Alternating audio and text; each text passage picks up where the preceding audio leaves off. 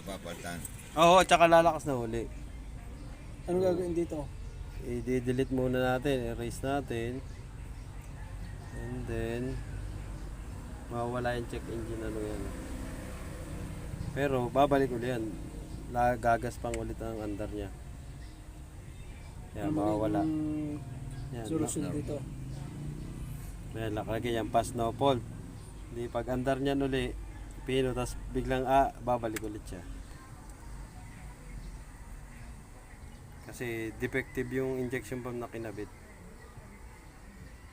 Ibabaw lang, pinagtandiyan, cover at gawa ng ayaw daw. Yan. Ikaw Nawala babalik na. yung pinagpalitan. Ay, wala. Nagutay-gutay yun.